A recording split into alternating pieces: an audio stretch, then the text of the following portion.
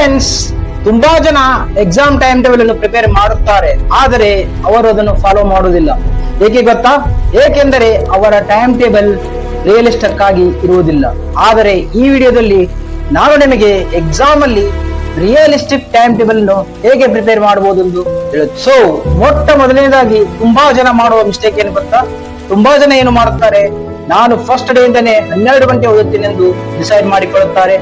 ಅವರ time table ಅಲ್ಲಿ break ಇರೋದಿಲ್ಲ. ಬೆಳಿಗ್ಗೆ 4 ಗಂಟೆಗೆ ಹೇಳುತ್ತೇನೆ ಮತ್ತು ಕಂಟಿನ್ಯೂಸ್ ಆಗಿ ಓದುತ್ತೇನೆ, ಜಾಸ್ತಿ ಬ್ರೇಕ್ ತೆಗೆದುಕೊಳ್ಳುವುದಿಲ್ಲ.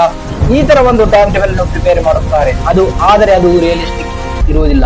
So friends, time table prepare ಮಾಡುವ ಮುನ್ನ ನೀವು ಈ ಕ್ವಶನ್ ಗಳಿಗೆ ಆನ್ಸರ್ ಮಾಡಬೇಕು. ಮೊಟ್ಟ ಮೊದಲನೇದಾಗಿ ನೀವು ಯಾವ ಎಕ್ಸಾಮ್ಗೆ ಸ್ಟಡಿ ಮಾಡುತ್ತಿದ್ದೀರಾ, ಮತ್ತು ಎರಡನೇದಾಗಿ ನಿಮಗೆ ಎಷ್ಟು ಫ್ರೀ ಟೈಮ್ ಇದೆ.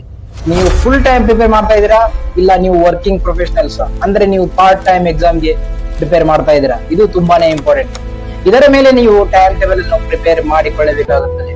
ಏಕೆಂದರೆ ಫುಲ್ ಟೈಮ್ ಇದ್ದಾಗ ನಿಮ್ಗೆ ಸಮಯ ಜಾಸ್ತಿ ಇರುತ್ತದೆ, ಪಾರ್ಟ್ ಟೈಮ್ ಅಲ್ಲಿ ಸಮಯ ಜಾಸ್ತಿ ಇರುವುದಿಲ್ಲ.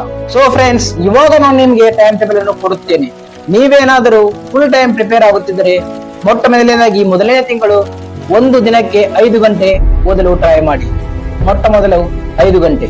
ಸೊ ನೀವು ಯಾವ ತರ ಓದಬಹುದಂದ್ರೆ, ಬೆಳಿಗ್ಗೆ ಎದ್ದ ತಕ್ಷಣ first current affairs news paper. So ನೀವು 6 ಗಂಟೆಗಿದ್ದರೆ 7 ಗಂಟೆಯ ರೆಡಿಯಾಗಿ 7 to 8 ಏನಿದೆ ನ್ಯೂಸ್ ಪೇಪರ್ ಅನ್ನು ಓದಿಕೊಳ್ಳಿ. ಕರೆಂಟ್ ಅಫೇರ್ಸ್ ಒಂದು 2-3 ನ್ಯೂಸ್ ಪೇಪರ್ ಅನ್ನು ಓದಿಕೊಳ್ಳಬೇಕು. ಸೊ ಅದಾದ ಮೇಲೆ 8 ರಿಂದ 9 ನೀವು ಬ್ರೇಕ್ಫಾಸ್ಟ್ ಮತ್ತೆ ಬ್ರೇಕ್. ಮತ್ತೆ 9 ಗಂಟೆ ಏನಿದೆ ಕೋರ್ ಸಬ್ಜೆಕ್ಟ್ ಅನ್ನು ಸ್ಟಾರ್ಟ್ ಮಾಡಿ.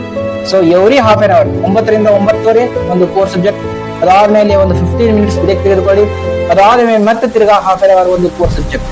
ಸೊ ಹೀಗೆ ಹಾಫ್ ಆನ್ ಅವರ್ ಒಂದು ಸೆಷನ್ ಅನ್ನು ಸ್ಟಾರ್ಟ್ ಮಾಡಿ. ಫ್ರೆಂಡ್ಸ್, ಇಲ್ಲಿ ಇಂಪಾರ್ಟೆಂಟ್ ಅಂದ್ರೆ ನಿಮ್ಮ ಟೈಮ್ ಟೇಬಲ್ ಅಲ್ಲಿ ರಿವಿಷನ್ ತುಂಬಾನೇ ಇಂಪಾರ್ಟೆಂಟ್. ನೋಡಿ, ನನ್ನ ಟೈಮ್ ಟೇಬಲ್ ಅಲ್ಲಿ 1 ಅವರ್ ರಿವಿಷನ್ ಇದೆ.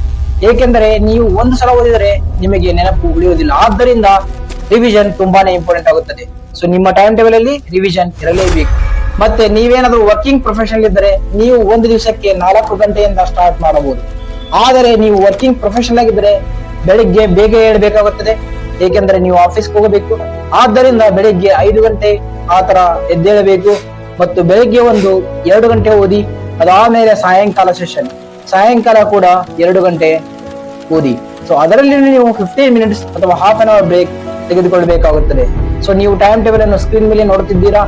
ಈ ತರ ಒಂದು ಟೈಮ್ ಟೇಬಲ್ ಅನ್ನು ನೀವು ಪ್ರಿಪೇರ್ ಮಾಡಿಕೊಳ್ಳಬಹುದು. ಫ್ರೆಂಡ್ಸ್, ನಿಮ್ಮ ಟೈಮ್ ಟೇಬಲ್ ಅನ್ನು ಹಾಳು ಮಾಡುವ ದೊಡ್ಡ ಡಿಸ್ಟ್ರಾಕ್ಷನ್ ಅಂದ್ರೆ ಮೊಬೈಲ್. ಸೊ ನೀವು ಓದುತ್ತಿರುವಾಗ ನಿಮ್ಮ ಮೊಬೈಲ್ ಅನ್ನು ದೂರ ಇಡಬೇಕು, ಸೈಲೆಂಟ್ ಇಡಬೇಕು ಮತ್ತು ಎಲ್ಲ ನೋಟಿಫಿಕೇಶನ್ ಅನ್ನು ಆಫ್ ಮಾಡಬೇಕು. ಅಂದಾಗ ಮಾತ್ರ ನೀವು ಟೈಮ್ ಟೇಬಲ್ ಅನ್ನು ಕರೆಕ್ಟ್ ಆಗಿ ಫಾಲೋ ಮಾಡುತ್ತೀರಾ. ಫ್ರೆಂಡ್ಸ್, ನೀವು ಒಂದು ದಿವಸಕ್ಕೆ ಎಷ್ಟು ಗಂಟೆ ಓದಲು ಪ್ರಯತ್ನಿಸುತ್ತಿದ್ದೀರಾ? ಇದನ್ನು ಕಮೆಂಟ್ ಮಾಡಿ. ನಾನು ಅದೇ ತರ ನಿಮಗೆ ಟೈಮ್ ಟೇಬಲ್ ಅನ್ನು ಕೊಡುತ್ತೇನೆ. ಇದೇ ತರ ಎಕ್ಸಾಮ್ ಮೋಟಿವೇಶನ್ ಗವರ್ಮೆಂಟ್